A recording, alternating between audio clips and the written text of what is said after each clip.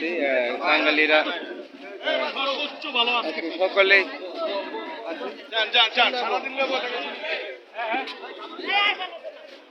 যে আজকে হচ্ছে সেই 15 আগস্টে